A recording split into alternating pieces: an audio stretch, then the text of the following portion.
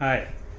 So the much anticipated, much awaited big match between India and the defending champions, the world beaters, the world's greatest team, Australia, are over, and the outcome is once again predictable one. It is a familiar outcome where Australia have come out of it as the winner. Yes, it was a very close match. Australia was at one point looking very tentative, and India was looking buoyant. And it seemed maybe this time India would be able to beat the Aussies to the post and win this. But once again, the same old familiar story, so close yet so far. It would look like a cup half empty or half full depending on how you look at it. Half full if you say, oh, India pushed Australia, the team that the whole world is scared of, to the edge, to the limit, and they made it very hard, and they really put Australia in some real pressure, and that made Australia looking for the first time panicky and scared in this World Cup after that Pakistan game. But it can also look half empty if you really be pragmatic enough to realize that once again in a big match, even after running Australia so close, India came as second best. So maybe it is just not about skills and resources and players and performances. Maybe it is a little more. Maybe it is that lack of self confidence, self belief, and mental toughness which makes it impossible for India to win the close ones.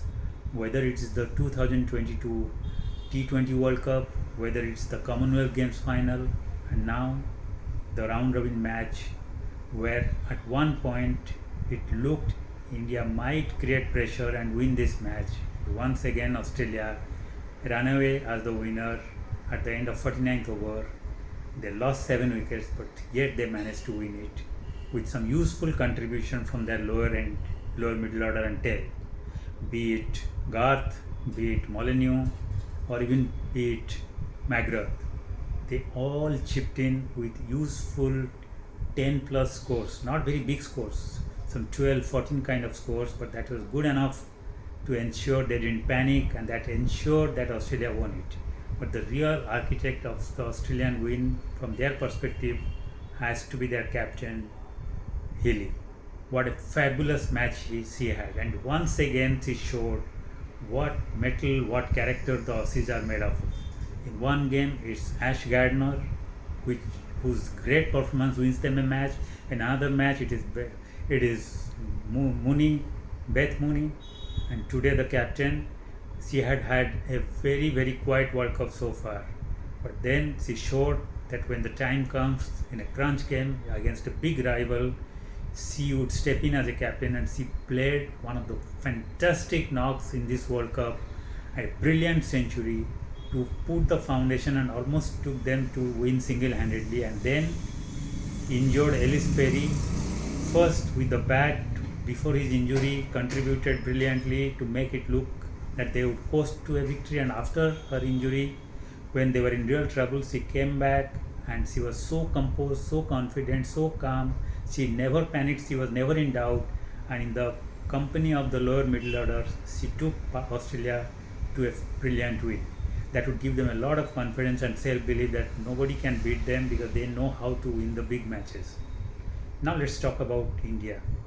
It was a much improved performance, but then there was still some glaring problems and glaring flaws in the Indian approach and Indian performance, which keeps a feeling that maybe this is not a team which has the capability to win the World Cup, because they are yet to show the kind of perfection in performance and execution and strategy which should make them a world beating championship team.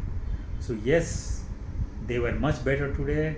Their top order clicked brilliantly. Smriti and Pratika were superb. Their middle order for a change contributed bits and pieces. But for a change, just the reverse happened to what it was happening to them in the earlier matches. In the earlier matches, their top order and middle order was collapsing, and it's the lower middle order and the tail which was rescuing them or giving them a respectable total. Today, just the opposite happened. the lower middle order and tail just folded. Can you believe at one point they were 309 for 5 at the end of 44.5 overs? And within 4 overs, within 24 balls, they were all out for 330. A real collapse where they lost 5 wickets for 21 runs. And the worst thing and the criminal thing that they did is that they allowed 13 balls to go unutilized. Just imagine if they had scored 20 more runs in those 13 balls, which they should have done considering they were 309 for 5 after 44.5 overs. They would have ended up with 350, and maybe that would have made it very, very tough for Australia, even that Australian team, to chase down that total, considering how well India managed to put pressure towards the end. And now coming to the bowling and the resources India had, once again it was bizarre team selection where India doesn't have the confidence, even playing in their home condition, to really bat long enough with the kind of resources or the specialist batters they have. So they are trying to fill up their team with all-rounders who can bowl a little bit, and that forces them to take Amanjot Kaur, who is a rookie bowler and is not a real match-winning bowler like Renuka Singh. Yes, she bowled brilliantly towards the fag end of her spell to take 2 wickets to put real pressure, but she had also considered runs. Same goes true for Kranti Gode, very, very talented bowler who has a rosy and bright future. But once again, she is not an experienced world-class bowler.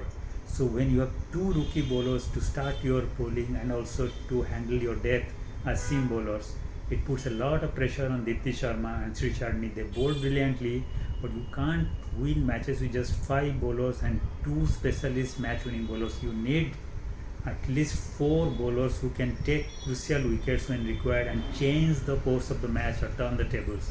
India just didn't have the kind of bowling depth or specialist bowling who are capable of taking wickets in crunch positions and put pressure, because they were not confident of scoring runs with their specialist batters, and that once again came back to haunt them, and that's where they lost the plot during the bowling and fielding and defending the target. So once again, there were flaws, there were errors, there were mistakes that cost India the match against Australia, and now 2 back-to-back losses have put them in a back foot, and they would not be feeling as confident as they were at the start of this World Cup. They have to gather their pieces, they have to go back to the drawing board and then come back with confidence and self-belief, and also a good strategy and proper execution with proper team selection, and then nothing can stop them, because they have the ability and the resources to go back into their form and win matches, and even can go all the way. But it needs a much more improved performance and attitude from the Indian team. Hope we will see it in the remaining matches. Thank you.